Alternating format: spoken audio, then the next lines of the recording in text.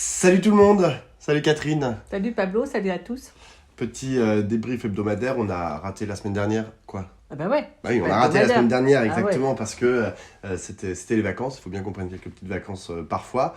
Cette semaine, on va aborder deux sujets. Le premier, c'est la question des listes aux européennes, parce que j'ai l'impression que genre, aujourd'hui, nos femmes et nos hommes politiques, notamment nos députés, ne font que parler de ça Ah ouais. en permanence. Ah oui, oui, oui, je peux te dire, sur les D'accord. réseaux sociaux, ça se houspille, Heureusement que Pablo nous il y tient a au les courant. chicayas, etc.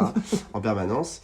Et puis, dans un deuxième temps, on parlera des groupuscules d'extrême droite, notamment après la- l'incendie de la maison et de la voiture du maire de Saint-Brévin. Et puis, en début de semaine, on a appris sa démission.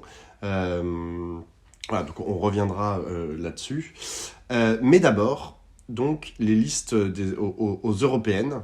Bon, alors, c'est vrai que ça paraît toujours un peu baroque, je trouve, enfin, ou un peu bizarroïde de parler des européennes comme si c'était vraiment la chose la plus importante en politique, tu vois, parce que on sait très bien déjà qu'il n'y a pas beaucoup de gens que ça intéresse, que c'est pas quand même, je crois que c'est une des élections où il y a le moins de gens qui se déplacent pour aller voter.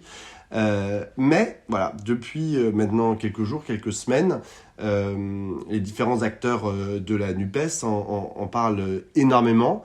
En gros, pour faire les positions, parce que c'est un peu une guerre de position, vous avez plusieurs camps. Vous avez d'abord Marine Tondelier pour Europe Écologie Les Verts, dont le mandat à son congrès, donc il lui a été donné comme mandat de porter une liste autonome aux élections européennes.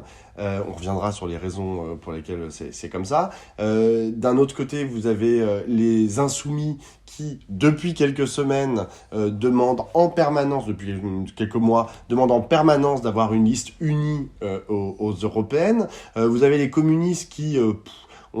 ils se prononcent pas tellement sur les européennes, mais bon, on comprend qu'ils veulent y aller de façon autonome, notamment parce que Fabien Roussel, voilà, depuis plusieurs semaines aussi, notamment depuis son congrès, tape un peu à bras raccourcis sur la NUPES dès qu'il le peut.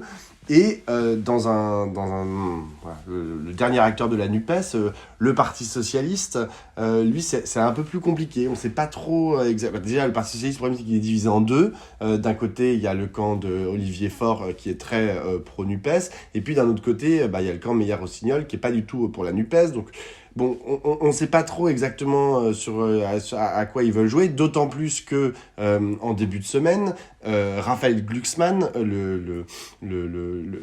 qui est député européen, donc il est dans le groupe socialiste au Parlement européen, il a été élu tête de liste du Parti socialiste, mais il n'est pas membre du Parti socialiste, puisqu'il est à la tête d'un parti qui s'appelle Place Publique, a pris une position très claire en disant non, on ne peut pas faire une liste commune avec les insoumis parce que les positions sur l'Europe, sur les relations internationales, sur l'Ukraine, etc., ça va pas, cacaboudin. Bon, donc on est un peu dans cette situation, ce qui est parfois un peu étonnant, c'est que là, moi je vois, alors je parle notamment des tweets et des prises de position dans les médias des différents acteurs de la NUPES, c'est en permanence des petites phrases pour aller tacler les autres. Le dernier en date, c'est Marine Tondelier qui, dans l'émission Backseat, on lui a posé la question des listes aux européennes et elle répond ah mais de toute façon, Fabien Roussel n'en veut pas. Donc c'est pas que de ma faute, parce que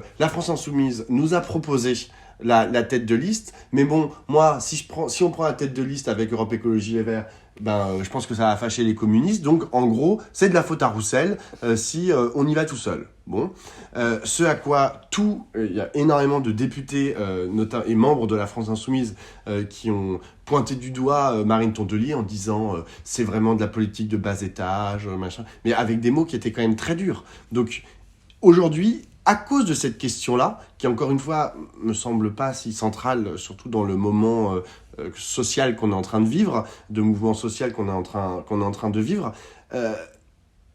il y a l'air d'avoir une très mauvaise ambiance à la NUPES. C'est en train de vraiment de pourrir cette alliance pour des raisons, comme souvent, électorales. Parce que, évidemment, chacun veut son nombre de députés au Parlement européen. Il y a ceux qui doivent sauver leur tête, en l'occurrence je crois qu'ils sont 12 ou 13 députés européens écologistes.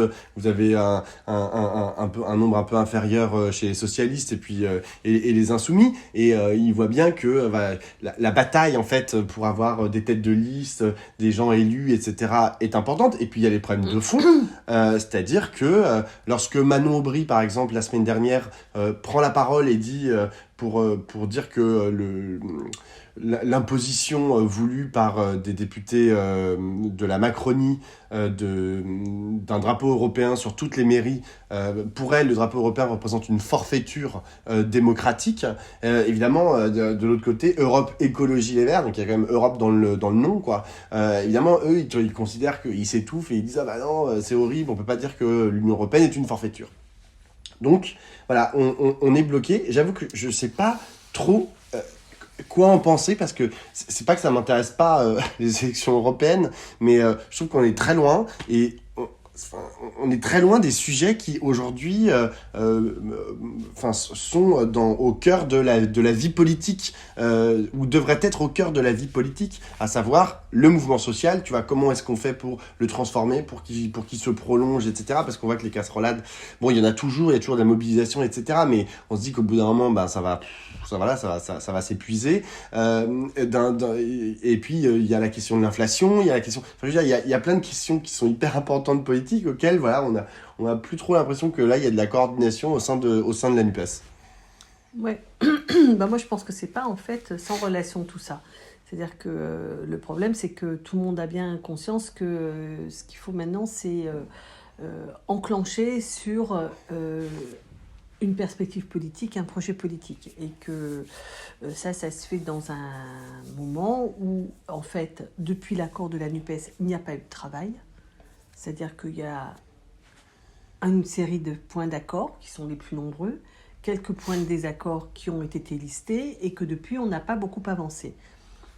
Il y a ce mouvement social, et il y a donc l'enjeu de proposer, de construire une alternative et d'avoir une solution pour 2027.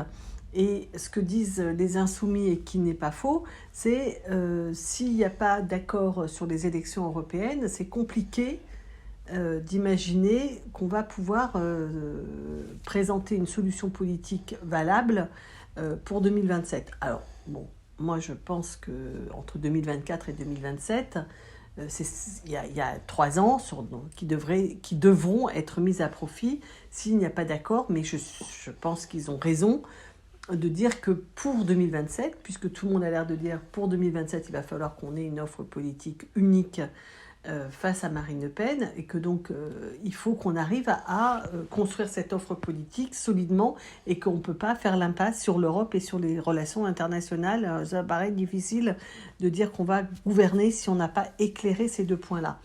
Donc il y a un problème qui n'est pas sans relation avec ce qui se passe en ce moment. C'est-à-dire quand même, la gauche, elle a du mal à être une force.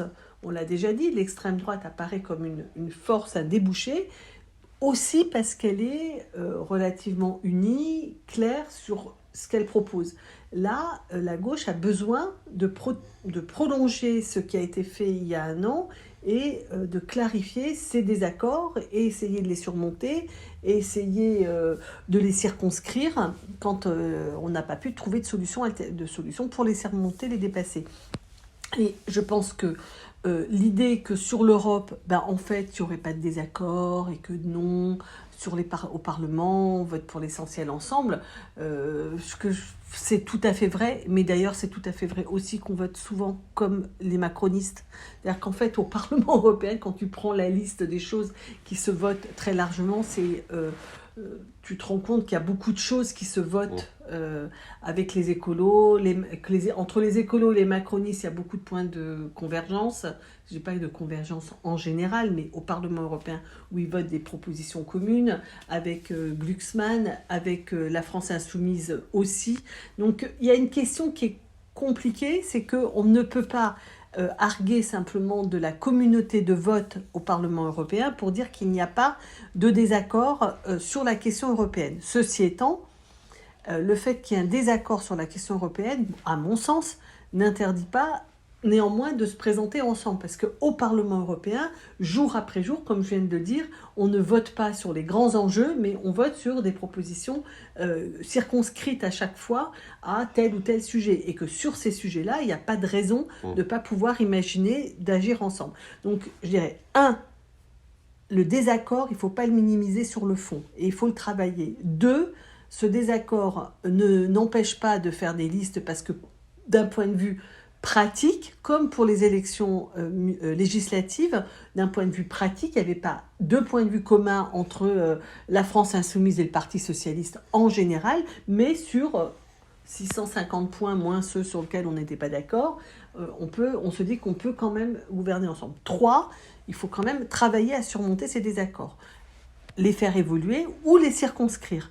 Je veux dire, c'est des questions, et si on n'y arrive pas, il y a un vrai sujet, quoi. Je pense qu'on ne peut pas imaginer un débouché politique aujourd'hui si, sur la question européenne, il n'y a pas une certaine appréhension commune et qui ne doit pas être simplement des grandes généralités sur on est pour une Europe écologique, sociale et féministe, quoi. Donc, voilà. Ce dont tu parles, c'est toujours l'opposition dont on parle souvent à regard, c'est l'opposition projet-proposition. C'est-à-dire que sur des propositions, évidemment, tout le monde peut être d'accord. Voilà, donc on peut faire des listes. On peut faire des listes communes. Le problème, c'est que moi, je suis pas trop d'accord. Si le projet, à la fin, n'est pas le même, et le projet n'est pas le même. Moi, je pense que le projet n'est pas le même. Moi, je pense qu'on peut faire des listes communes en essayant d'expliciter le désaccord du projet, mais par contre, ce que je pense, c'est qu'on ne peut pas aller à l'élection présidentielle sur la base d'un projet différent.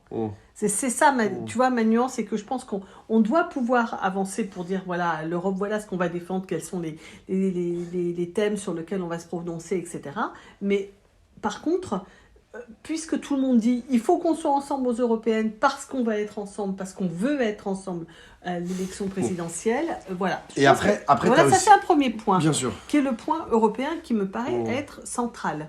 Mais il y a un deuxième point qui en fait que aujourd'hui, pourquoi ça bloque pas parce qu'on n'est pas capable de se mettre d'accord sur 110 propositions pour l'Europe. Ça, c'est pas pour ça que ça bloque. Parce que ça, je pense qu'on est capable de tous se mettre autour d'une table et de trouver cet accord. Le problème, c'est que ça bloque parce qu'il y a des questions de construire, de réévaluer le rapport de force. C'est-à-dire que la NUPES se constitue à l'issue de l'élection présidentielle avec un rapport de force dont tout le monde se souvient, c'est-à-dire 22% pour Mélenchon, 5% pour les écolos, 2% pour les cocos et un peu moins de 2% pour les socialistes. Donc ce rapport de force-là, tout le monde pense pouvoir le faire, le redéfinir. Et en particulier, Europe Écologie Les Verts, en tout cas les écologistes, disons. Eux, ils pensent qu'ils vont pouvoir redéfinir ce rapport de force. Et ensuite, il y a des questions qui sont un peu subalternes, comme par exemple le Glucksmann, qu'est-ce qui devient s'il y a un accord de tout le monde, il passe à la trappe. Je pense que le PC n'a pas... Enfin, voilà, espère pouvoir capitaliser. Donc là, il y a un premier niveau qui est la question européenne. Du projet européen. Quelle place il prend dans notre proposition politique globale. Et là, pour l'instant, il n'en prend pas. Parce que je veux dire, quand on voit le bazar qu'il y a eu sur cette histoire de drapeau européen, mais... je veux dire, c'est pas possible, quoi. Ça veut dire que sur une question emblématique et symbolique, on est capable de se sortir des noms d'oiseaux terribles. Et sur le deuxième point que tu abordes, c'est-à-dire la volonté de réévaluer les forces de la NUPES, en fait, ce que ça dit aussi en sous-texte, cette volonté, c'est que aujourd'hui, les différents partis de la NUPES, en dehors, si on enlève la France Insoumise, ne se sentent pas à l'aise en fait dans cette, et c'est loin de le dire, c'est peu de le dire, et c'est-à-dire que mais c'est quand même important de le rappeler, c'est-à-dire que ils ont l'impression que ils sont mais comme souvent dans les rapports avec la France Insoumise, parce qu'on se souvient, ça avait été le cas du Parti communiste lorsqu'ils avaient soutenu Jean-Luc Mélenchon à la présidentielle en 2017. Après, ils avaient dit, maintenant stop, parce qu'on a l'impression de se faire mépriser en permanence, etc. Et là, alors, je pense que le degré est moindre que les rapports Jean-Luc Mélenchon, Parti communiste après 2017. Mais c'était un genre de sommet, quand même. Voilà, c'était un genre de sommet. Mais là, ils n'ont toujours pas trouvé leur place. Et moi, ce qui me pose problème, c'est que, certes, la France Insoumise passe son temps à dire « Mais oui, nous, on veut une liste unique parce que... » Alors, le danger qu'ils mettent, qu'ils pointent... Eux, ils ont aussi pas tellement envie que tout le monde se réévalue, parce qu'évidemment, si tout le monde se réévalue... ça, c'est la première chose. Eux-mêmes, ils ont fait 6 quelque chose la dernière fois, par rapport aux 22, c'est loin, quoi. L'argument qui est mis en avant par la France Insoumise, c'est aussi de dire on va avoir Marine Le Pen à plus de 20, Macron à plus de 20, et nous, derrière, on va être autour de 10 à 4, en dessous de 10, tu vois. Et même Antoine Léaumont m'a dit hier dans la midinale, et ça se trouve, on va même se faire dépasser par Alice de Zemmour, qui va faire 8%. Et si elle est devant les autres, si elle est devant toute la gauche, on va vraiment avoir l'air de con, quoi. Ce qui est pas faux du tout, hein, parce que les médias diront pas, ouais, on ajoute toute la NUPES et puis ils sont à 32. Non, ils diront, voilà, 1 Marine Le Pen, 2 Macron, 3 Zemmour, et 3 la droite, 4 Zemmour, et nous 5, la honte. Donc, mais Oui, moi, j'entends beaucoup cet argument, que je ne sous-estime pas, mais enfin, je pense qu'il ne faut pas non plus exagérer, quoi. Ce que je veux dire, c'est qu'on ne va pas construire, on ne va pas surmonter les difficultés qui sont des difficultés d'accord sur le fond et des difficultés de rapport de force qui sont liées aussi à des cultures un peu hégémoniques de toutes parts. Hein. Tout le monde a été à un moment donné la force dominante. Hein. Le PC il y a longtemps, le PS ensuite, et maintenant la France Insoumise, et que tout le monde... et les Verts se rêvent comme la relève de la gauche. Donc, ils aimeraient bien eux aussi l'être. Donc, tout le monde a un peu cette culture-là. On ne va pas régler ces questions-là simplement pour que le soir du 20h, il y ait un tableau plus sympatoche. Ce que je veux dire, c'est que Mélenchon, il avait aussi donné cet argument pour dire qu'il faut faire un seul groupe, le groupe NUPES, pour qu'on soit le premier groupe au Parlement devant le groupe Marine Le Pen.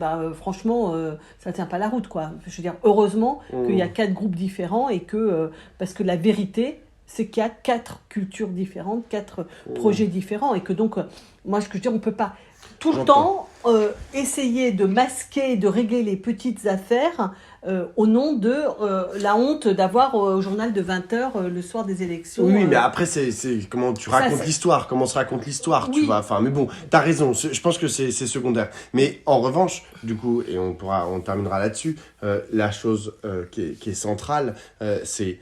Mais on le redit tout le temps ici, c'est que en fait chaque tendance, chaque façon d'envisager le monde avec sa culture politique particulière, son histoire politique différente, doit pouvoir avoir une place et se sentir bien dans un accord de la gauche. Et que aujourd'hui, ce n'est pas le cas, et surtout, force est de constater que le travail pour aller dans ce sens-là n'est pas fait. Et personne ne cherche à le faire. Et comme tu dis, c'est que les cultures hégémoniques, c'est que du rapport de force, mais c'est du rapport de force ultra conflictuel et frictionnel. Et en plus, alors maintenant avec les réseaux sociaux, c'est plus par des coups de téléphone ou des réunions, ils font tous des tweets pour se casser les uns les autres. Et genre bien sûr devant les journalistes, devant les quelques Français qui sont sur Twitter et tout le monde. Et moi, parfois, je trouve ça affligeant en fait cette façon de résoudre les conflits. Bon, moi, ce que je pense, c'est que il y a ce que tu viens de dire, et je pense que quand même il y a quand même urgence à ce que tout le monde se remette à jour aussi un peu son discours, parce qu'on ne peut pas rester encalminé dans simplement la dénonciation de l'Europe néolibérale. Je veux dire, ça suffit pas du tout pour prendre position dans les transformations du monde qui se sont produites et qui vont être encore devant nous. C'est-à-dire, là, je sais pas, moi, en ce moment, tout le monde parle de la question de l'industrie avec le plan qui a été fait par les Américains qui vise à récupérer sur leur territoire des industries qui sont le plan protectionniste. Le plan protectionniste, mais qui vise à récupérer au nom de l'écologie, tout un tas d'industries dont il présuppose qu'elles seront les industries porteuses du 21e siècle, je l'espère aussi. Et donc, du coup, l'Europe fait quoi ? Donc, est-ce que cette question de comment on appréhende ces enjeux de la transition écologique, évidemment, mais aussi les enjeux de la réindustrialisation de l'Europe, comment on appréhende les enjeux, je sais pas moi, du numérique, de la défense, de tout ça, ça serait bien que ça bosse et que ça dise quelque chose sur le sujet. Alors j'ai vu passer hier que le Parti socialiste a prévu de faire 3 conventions pour remettre un peu à jour son projet, dont une sur l'Europe. Donc on va savoir un peu plus ce que le Parti socialiste pense, ils sont capables de se mettre d'accord. Ce qui serait bien, c'est que aussi tout ne soit pas surdéterminé par le rapport à la NUPES. C'est-à-dire que ça serait bien que tout le monde, que les gens se mettent à bosser pour de vrai, quoi, et pas simplement pour savoir s'ils veulent dire merde ou pas à Jean-Luc Mélenchon ou à LFI, etc. Parce que, je sais pas, moi je viens de voir l'histoire sur les vaccins, là, je veux dire au Parti Socialiste. Alors donc, quand t'es pour la NUPES, t'es pour la réintégration des soignants. Non, mais voilà, je veux dire, ça devient l'espèce de grille d'entrée qui permet de juger de n'importe quel sujet. Donc sur la question européenne, compte tenu de ce qui est en train de se passer, je pense que ça serait bien que tout le monde se remette à taffer pour de vrai, quoi. Et puis un peu chacun de son côté et un peu tous ensemble. Et c'est d'autant plus important, transition vers le deuxième sujet, que en face, voilà, comme tu l'as dit tout à l'heure, il y a une extrême droite qui a un projet qui s'étoffe et qui est très puissante, n'en déplaise à certains à gauche qui veulent pas trop qu'on en parle, ou qui veulent pas qu'on en parle en ces termes. Je ne veux pas dire qu'elle est puissante. J'ai vu des articles passer dans de la presse de gauche, voilà, on n'a pas le droit de dire que Marine Le Pen est fasciste ou que c'est un danger ou je sais pas quoi, parce que sinon c'est donner du grain à moudre à Macron, aider Macron. Bon. Okay. On aide Macron si on dit que Marine Le Pen est fasciste ? Oui. Pourquoi ? Parce qu'on la diabolise et puis après du coup les gens ont peur, ils vont voter Macron. Non mais attends, c'est pas possible. Bon, c'est ce que disent certains. Bon, oui, non mais je veux dire, c'est comme l'histoire de tout à l'heure, c'est qu'on ne peut pas quand même déterminer toutes nos prises de position et toute notre compréhension du monde à travers des grilles de lecture aussi étroites. Je veux dire, alors donc Marine Le Pen elle est fasciste ou elle n'est pas fasciste ? Donc je sais pas si le terme est approprié, mais en tout cas ce qui détermine la manière de la caractériser, ça peut pas être de apporter de l'eau au moulin ou pas à Emmanuel Macron. Voilà, je veux dire, ça c'est pas possible. Franchement, on se met des impossibilités de pensée qui sont un peu graves. Ouais. Mais on peut pas se le permettre. En plus de ça, donc aujourd'hui, cette extrême droite, et je pense que c'est important de partir de là pour expliquer ce que je vais dire, c'est que cette extrême droite, elle s'articule aussi à des groupuscules d'extrême droite tu penses aux Républicains ? Comment ? Non. Ah bah non, attends, vas-y, non mais... je pense aux groupuscules d'extrême droite qui ont fait cramer la voiture et l'habitation du maire de Saint-Brévin. C'est-à-dire que aujourd'hui, et c'est largement documenté notamment par Street Press, que je suis assez souvent, c'est-à-dire qu'il y a une montée en puissance en fait de ces groupes d'extrême droite, notamment en nombre, c'est-à-dire qu'ils constatent que dans les manifestations, par exemple la manifestation du 9 mai, ils la font tous les ans, depuis 95, il y a de plus en plus de gens. Et la dernière fois, il y en avait 600, alors qu'au départ, il y en avait 80, ils étaient 50. Et donc ça augmente en fait en nombre à chaque fois. Ils sont de plus en plus répartis sur le territoire, c'est-à-dire que maintenant ils arrivent dans les sous-préfectures, dans les petites villes, etc. Alors qu'avant, c'était que à Lyon, un peu à Paris, et puis voilà. Et donc, ces groupuscules d'extrême droite avec vraiment une idéologie néo-nazie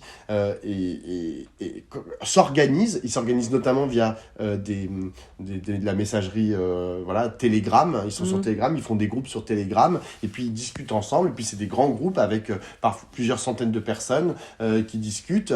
Donc, ils ont tous... l'idéologie de base, c'est quand même le fascisme italien, leur référence c'est le fascisme italien et le nazisme. Donc on est bien sûr bien au-delà de ce que la République peut accepter. Et dans leur arsenal, dans les outils en fait qu'ils estiment être à leur disposition, dans ces groupes-là, il y a bien sûr la violence. C'est-à-dire que ce n'est pas que du discours, c'est de la violence. Alors il y a les appels à la violence à l'encontre de minorités, à savoir les personnes LGBT, les personnes racisées, les musulmans, etc. Donc ça, ils sont ciblés. Il y a les élus aussi, comme c'est le cas par exemple du maire de Saint-Brévin. Il y a les députés à la fois, alors pour le coup c'est les députés de gauche mais aussi les députés de la majorité, qui sont sans arrêt ciblés dans ces groupes. Et voilà, et donc parfois il y a des passages à l'acte, c'est-à-dire qu'ils ne font pas que dire ouais il faut aller tuer ou il faut aller bastonner machin, et il y a des passages à l'acte. La question, je te laisserai... Ce que tu me disais hier, c'est qu'en fait l'extrême droite est responsable, ces groupuscules de 5 morts l'année dernière. C'est pas... mais c'est quand même 5 personnes qui ont été tuées par des militants d'extrême droite. Bien sûr. Et pendant ce temps-là, on nous fait... Non, mais c'est important de le rappeler, l'extrême droite tue, en fait, en France. Et c'est Gérald Darmanin qui avait annoncé en début d'année, il avait dit, voilà, depuis que je suis ministre de l'Intérieur, ont été déjoués 41 attentats. Et sur ces 41 attentats, il y en a une trentaine qui est issue relevé de la mouvance islamiste.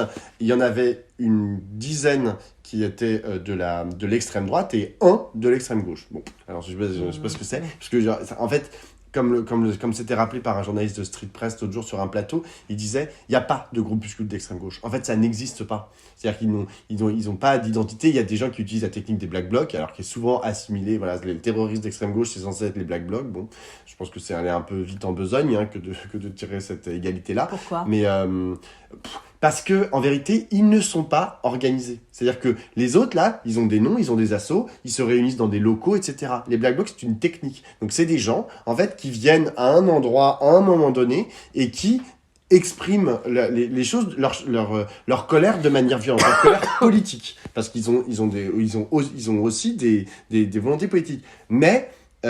ils ne sont pas, ils se regroupent pas, ils vont pas faire des tracts, ils vont pas s'organiser, tu vois, de manière machin. C'est juste une technique qui est utilisée à un moment donné dans certains mouvements sociaux. Je sais pas, je veux dire, D'ailleurs, les Black Blocs, entre parenthèses, n'existent que dans les mouvements sociaux. Ils ne vont pas générer eux-mêmes une manifestation. Il n'y a pas de manifestation de Black Bloc, tu vois. Comme il y a des manifestations des groupuscules d'extrême droite. Eux, ils organisent ça tout seuls, par exemple. Moi, ce que je veux dire, c'est que il y a cette mouvance d'extrême droite qui devient menaçante, qui veut intimider, qui veut faire peur, parce que c'est quand même ça qui s'est passé samedi dernier. C'est pour faire peur, qui se sont présentés avec leur look de Dark Vador, là, le type en tête de la manif, etc. Ils sont intimidants, ils font peur, ils cassent la gueule, ils tuent, ils vont jusqu'à tuer, ils vont jusqu'à menacer les élus, etc. Donc ça, c'est une première... c'est ce groupe-là. Et le gouvernement actuellement fait souvent référence aux extrêmes. C'est-à-dire en mettant l'extrême droite et l'autre jour, ce qui était quand même un peu fort de café, Elisabeth Borne, quand elle est intervenue après ce qui s'est passé avec le maire de Saint-Brévin, a dit les extrêmes, et dans sa phrase, elle a précisé l'extrême gauche. Non, mais c'est-à-dire qu'ils ne disent pas l'extrême droite, mais par contre, elle parle de l'extrême gauche dans sa phrase, donc à propos des extrêmes. Ce que je veux dire, c'est que moi, je récuse complètement ce parallèle qui est fait, parce que je pense qu'on ne peut pas dire ce soit de même nature d'être antifa et d'être fasciste. Je veux dire, c'est quand même... c'est pas acceptable d'entendre de la part d'un gouvernement cette égalité mise entre les antifas et les FA, comme il fut un temps, était mis un trait d'égalité entre communistes et nazis. C'est-à-dire qu'il y avait... Comme si le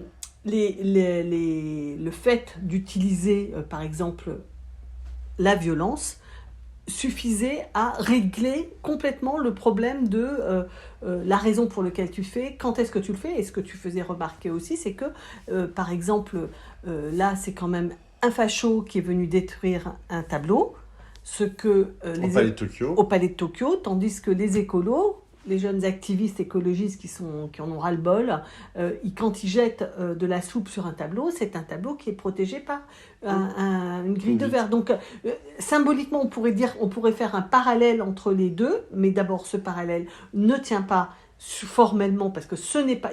Dans un cas, on détruit un tableau, ou en tout cas, on veut le détruire, et dans l'autre cas, justement, on fait attention de ne pas le détruire. Par ailleurs, ce n'est pas du tout au nom de même idéologie, et je trouve inacceptable que la République, les représentants de la République considèrent à égalité le combat, par exemple, la désobéissance civile. Ce matin, j'entendais à la radio il y a le représentant de l'ONU qui est venu témoigner en France pour des jeunes qui sont accusés sur désobéissance civile parce qu'ils ont bloqué une autoroute, qui dit non mais attendez, l'ONU reconnaît la désobéissance civile. On a le droit de manifester en s'asseyant sur une autoroute. Ce n'est pas illégal. Donc voilà, ce que je veux dire, c'est qu'il y a une espèce de confusion. On ne distingue plus les raisons du combat. On assimile tout ça à ceux qui agiraient dans les limites de la légalité, sachant que eux-mêmes, du côté du gouvernement, travaillent sur les limites de la légalité en les faisant reculer. C'est-à-dire que là, la désobéissance civile devient un acte illégal, alors que ce n'est pas le cas. Donc, voilà, ce que je veux dire par là, c'est qu'il ne faut pas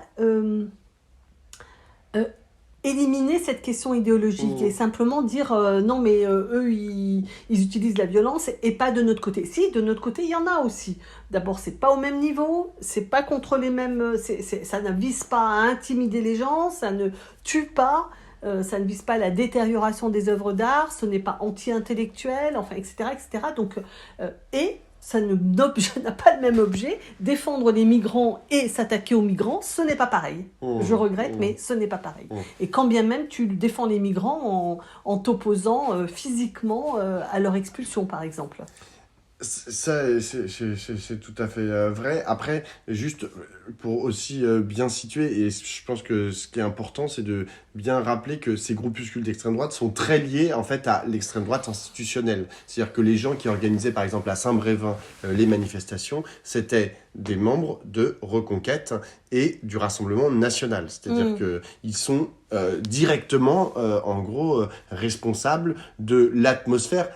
Je dis pas qu'ils sont responsables c'est peut-être pas des genre militants de Reconquête ou des cadres de Reconquête ou du Rassemblement national qui ont brûlé la maison. En tout cas, l'atmosphère de violence à l'égard du maire imposée dans la ville, ils en sont directement responsables. C'est d'ailleurs pas des gens de la ville. Hein. Le maire a dit, franchement, dans les gens qui défilaient, ils étaient entre 350 et 400 à chaque fois. Et il y en avait au maximum 10 qui venaient de ma ville. Hein. Le reste, je les connaissais pas. Donc ils venaient d'un peu partout. Alors après, il y a la réponse à apporter à la construction là, de tous ces groupuscules nazis et leur... Enfin, moi, ce que je pense, c'est genre vraiment sous le contrôle de Street Press et de Mathieu Mollard et de tous ceux qui y travaillent et qui font du hyper bon boulot là-bas, il y a le fait que ça grossisse. Voilà. Qu'est-ce qu'on fait en fait face à ça ? Gérald Darmanin, rendons à César ce qui revient à César, Gérald Darmanin a fait une proposition, il a dit, on va interdire toutes les manifs d'ultra-droite. Alors là, c'était sa proposition en début de semaine. Je sais que toi, t'as des doutes vis-à-vis de ça, puisque Vis-à-vis de quoi ? Non, mais t'as dit, genre, ça peut se retourner contre l'extrême gauche. Moi, je suis totalement opposée aux interdictions de manifestation a priori. C'est-à-dire que, par contre, en revanche, je ne comprends pas comment une manifestation comme ça a pu avoir lieu sans qu'on intervienne. Je veux dire, il y a combien de centaines et de milliers de jeunes qui se sont retrouvés en garde à vue parce qu'ils avaient le nez caché dans une écharpe, ou même moins. Et là, voilà, et puis le mec, il est là, il plastronne, et ils sont tous casqués, avec masqués. Des tatouages de croix gammée. Oui, non, mais ce que je veux dire, c'est que il y a vraiment le sentiment d'un deux poids, deux mesures, et je n'approuve pas du tout la gestion autoritaire qui sont faits dans les manifestations, mais je pense qu'on peut relever le deux poids, deux mesures. Et deux, je ne crois pas qu'on puisse interdire une manifestation politique a priori. Le problème, c'est que là, en l'occurrence, cette manifestation, elle a pris des formes qui, je veux dire, cagoulées et paramilitaires, non, je regrette, ça c'est pas possible. En vérité, on peut interdire a priori lorsque on pense qu'il va y avoir des troubles à l'ordre public. Après, il faut s'entendre sur ce que ça veut dire, trouble à l'ordre public. Oui. Est-ce que une association... Voilà, on interdit parce que les casseroles-là, c'est une... Mais ce que je veux dire, c'est que... l'antisémitisme, le nazisme, l'apologie du nazisme, oui, mais ça, etc. c'est interdit en France. Oui, mais c'est ce qu'ils ont fait. Non, mais attends, et on sait très bien que c'est ce qu'ils vont faire. C'est pour ça que tu ne peux pas le faire avant et que tu dois le justifier. Ce que je veux dire, c'est que cette idée... C'est dans l'objet des assauts. Non, mais donc tu dissous les assauts. Si le GUD... Non, mais en fait, qu'est-ce que tu fais quand genre tous les gens qui vont manifester, ils ont genre là des croix celtiques, des machins, je sais même pas pas, ils ont la croix gammée, ils l'ont tatouée sur le corps, tu vois. Genre, donc moi, je sais pas ce que tu fais avec un mec qui a une croix gammée sur le corps, tu vois. Genre, je sais, il y a le droit d'avoir une croix gammée sur le corps, j'en sais rien. S'il y a des avocats qui nous regardent, genre, est-ce que tu as le droit d'avoir une croix gammée tatouée, tu vois? Je pense pas. Je sais pas. Mais bon, ce que je veux dire, c'est que il y a ce volet répressif qui est un volet, qui est une des actions possibles. Moi, je pense que c'est totalement inutile. Hein. Moi, je fais une insiste tout à l'heure, je disais, à propos des groupuscules, je disais les LR, et en fait, je suis méchante de dire les LR, mais enfin, Wauquiez vient de faire un interview au point pour faire oublier, pour revenir dans le jeu. Après la réforme des retraites. Après la réforme des retraites, il veut revenir dans le jeu, et ce qu'il propose, c'est la suppression de toutes les autorités indépendantes de l'État. C'est-à-dire que c'est dramatique. Ce que je veux dire, c'est que quand je dis tout à l'heure, il déplace et Ciotti a proposé qu'il y ait un référendum pour dire que la loi française serait au-dessus de la loi européenne. C'est-à-dire qu'ils sont en train de travailler sur à défaire les cadres du droit, quoi. Et donc ça, c'est vraiment vraiment préoccupant. Tu vois. Alors en l'occurrence, là, c'est porté par un parti qui s'appelle les LR et qui fait plus que des œillades, c'est-à-dire qui prépare factuellement l'exercice d'un pouvoir autoritaire, illibéral, au plein sens du terme. Et d'ailleurs, moi hier, j'étais sur le plateau de BFM TV avec Nadine Morano pour parler justement du maire de Saint-Brévin. Elle était incapable, Nadine Morano, donc députée européenne, membre des LR, incapable de dire le mot extrême droite, incapable de pointer l'extrême droite. Il n'y a pas quelqu'un qui est incapable de dire... Ils ne le disent pas au gouvernement, enfin je veux dire, Borne, elle ne dit pas extrême droite, elle dit les extrémistes, dont l'extrême gauche. Voilà, tu vois. Non, mais t'as raison. Mais ça montre que genre il y a vraiment un problème de curseur en fait. Enfin, où est-ce qu'il se situe en fait par rapport. Enfin, là on parle quand même de néo-nazis quoi. Genre et de gens qui se réclament du nazisme et du fascisme italien. Pas du tout la mesure de donc c'est dramatique. Alors attends parce que moi ça grossit, c'est dangereux. Je voulais dire donc il y a le versant répressif. Ce qui est demandé quand même par certains endroits de la gauche, tu vois, de dire il faut interdire un maximum. D'ailleurs, ce week-end ont été interdites par Gérald Darmanin. Je sais peut-être que la justice va débouter 4 manifestations et un colloque de l'extrême droite. Donc, et le Parti socialiste appelle à une manifestation en soutien au maire de Saint-Brévin. Donc, on va voir en fait. On va voir si la justice en fait ne déboute pas, ne casse pas en fait les interdictions proposées par le ministre de l'Intérieur. Mais au-delà de ça, moi je pense que la question en fait, elle ne se situe pas qu'à ce niveau-là. Parce que je vais prendre un exemple très simple. Gérald Darmanin, il a dissous un truc qui s'appelait les Zouaves. Donc c'était un groupuscule d'extrême droite néo-nazi. Il l'a dissous il y a un an. Résultat, tous les gens des Zouaves, ils ont créé un truc qui s'appelle le GUT de Paris. Enfin, où ils sont tous allés au GUT de Paris. Et voilà. Et puis ils font exactement la même chose, mais au GUT de Paris. Donc ils ont changé le nom, mais ça revient au même. Enfin, c'est-à-dire que dissoudre, interdire, ça ne s'attaque pas en fait au cœur du problème, qui est genre la prolifération d'idéologies d'extrême droite ultra violente et totalement folle, enfin et qu'on devrait plus avoir dans nos rues et dans notre société. Donc ce qu'il faut y opposer, c'est pas des interdictions, parce que moi je suis assez d'accord pour des raisons un peu différentes des tiennes que des interdictions ça marche pas. Moi c'est parce que ça marche pas, c'est parce que c'est pas efficace en fait d'interdire aux gens de marcher dans la rue, tu vois, c'est pas efficace. En revanche, il faut lui opposer un projet très très fort. Raphaël Glucksmann disait, pour une fois je suis d'accord avec lui, je suis pas toujours d'accord avec lui, mais là je suis d'accord avec lui, il disait il faut absolument que toute la société, c'est-à-dire de toute la société organisée, etc., répondent, en fait, disent nous voulons répondre en fait à cette menace, tu vois, et se mobilisent contre cette menace. Mais le problème, c'est que pour se mobiliser contre cette menace, il faut déjà l'avoir identifiée. Or, c'est ce que tu as dit très bien avec le gouvernement. Le gouvernement refuse de l'identifier en tant que tel. Donc, nécessairement, comment derrière la société peut bouger, tu vois, si personne ne dit c'est des néo-nazis. Ils disent pas que c'est des néo-nazis, ils disent pas que c'est des fascistes italiens, tu vois. Enfin, c'est des gens qui se réclament du fascisme italien. Donc, on est bloqué à ce niveau-là. Donc, si le gouvernement ne remplit pas cette mission-là, c'est à la gauche, en fait, de le faire. Et la gauche le fait, hein. Et comme tu dis, le PS a appelé à une mobilisation, etc. Mais il faut vraiment l'avoir en tête. C'est-à-dire que pour revenir, en fait, au début de notre deuxième partie, tu vois, sur ceux qui nous disent, oui, c'est pas vraiment du fascisme, etc. Ça... Enfin, j'espère que les gens qui disent ça, ils pensent que quand même ces groupuscules néo-nazis, tu vois, c'est pas possible. Et en vérité, comme ils sont connectés à l'extrême droite, entre très gros guillemets, institutionnelle, il faut absolument casser les deux en même temps par la proposition d'un projet. En fait, notre projet maintenant, à tous les mots là, écologiste, antiraciste, féministe, etc., on doit rajouter antifasciste. Je pense que c'est important. Alors, moi, ce que j'ai l'impression, c'est que j'entends bien qu'il faut avoir un projet. Je pense que là, il faut aussi avoir de la lutte. C'est-à-dire que je crois qu'il faut qu'on s'engage davantage dans des actions de lutte à ce propos. Alors, au propos des projets fascistes, moi, je trouve que ce qu'a dit Wauquiez mériterait vraiment un tollé d'indignation, parce que quand même, c'est toutes les institutions qui sont indépendante de l'État qui veut supprimer, y compris le Conseil d'État, etc., qu'il entend supprimer. Donc plus aucun contre-pouvoir face à la décision de l'État. Mais là, le gouvernement... c'est un gag, mais on recommence à parler d'une loi sur l'immigration.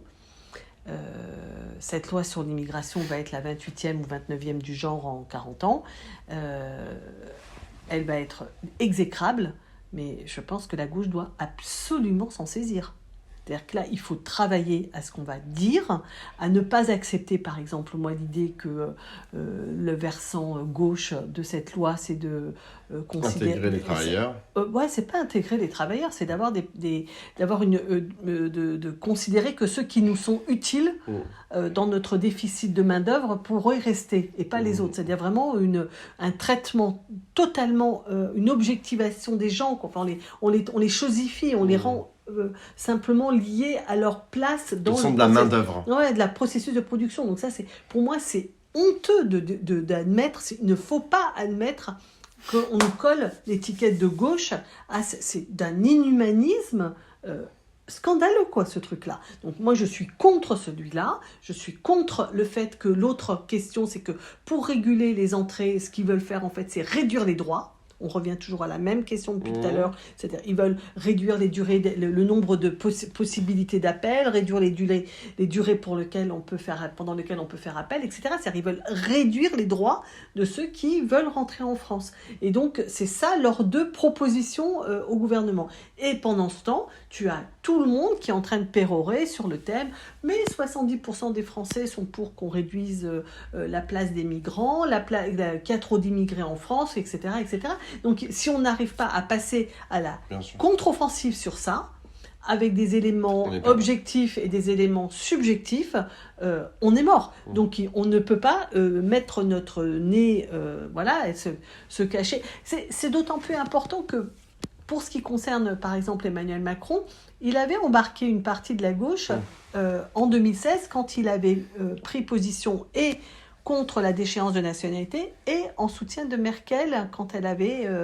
Contre Manuel Valls. Contre Manuel Valls, les deux fois. Donc, quand elle avait accueilli un million de migrants. On se rend compte que ce n'était que de la position politicienne aujourd'hui, puisqu'en fait, il n'a en aucune façon un point de vue d'ouverture au monde et que la déchéance de nationalité, je pense qu'il n'en avait rien à cirer. Mais... aujourd'hui, on voit bien qu'il est vraiment un affreux réac qui soutient Darmanin agissant contre Elisabeth Borne. Enfin, c'est complètement dingue ce truc, d'avoir un ministre de l'Intérieur qui a un tel pouvoir d'expression. Elle dit... on ne peut pas interdire les manifs. Lui, il arrive à l'Assemblée, il dit je vais interdire les manifs, je sais que je vais être toqué par le droit. Donc, encore une fois, c'est toujours la même chose. Là, en ce moment, je pense que la question du droit est une question qui devient une question politique vraiment importante. Et lui, il s'assied dessus, grave. Et sur le poids de la hiérarchie politique, qui est que quand la Première ministre elle a dit, on ne vient pas contester sa décision. Et donc, lui, il le fait avec le soutien d'Emmanuel Macron.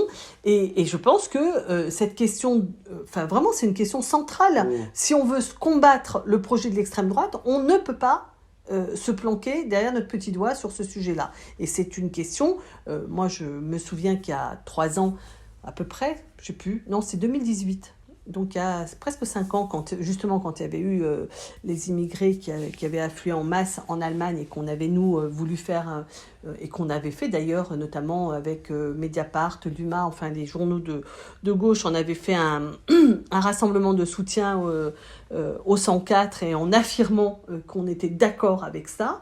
On n'avait pas recueilli un franc succès dans tous les espaces politiques à gauche. C'est le moins qu'on puisse dire. Alors, je ne sais pas exactement comment on formule les choses. Je pense qu'il faut travailler parce qu'il faut être compris. C'est pas la peine de se faire cornériser. Mais si on n'affronte pas cette question-là, on est mort. Dernier petit point, tu voulais parler d'un décès qui a eu lieu hier. Ouais, c'est juste un petit mot parce que Philippe Paneret était un urbaniste très important qui vient de décéder. C'est avec lui que nous avions fait, on avait fait tous les deux un colloque avec le soutien de la mairie de Paris et de Pierre Mansat à l'époque pour parler de la pensée de Henri Lefebvre, c'est-à-dire la question du droit à la ville. Et c'est quelqu'un qui avait beaucoup fait évoluer la réflexion sur les grands ensembles et proposé des manières de les faire évoluer sans les dénigrer. Et voilà, c'était un marxiste hétérodoxe, un peu dans le même genre que Henri Lefebvre. Voilà, Philippe Paneret vient de décéder et c'était quelqu'un que j'aimais beaucoup. Voilà, sur cette petite nécrologie qu'on terminera ce petit débrief. Ciao, à la semaine prochaine. Salut.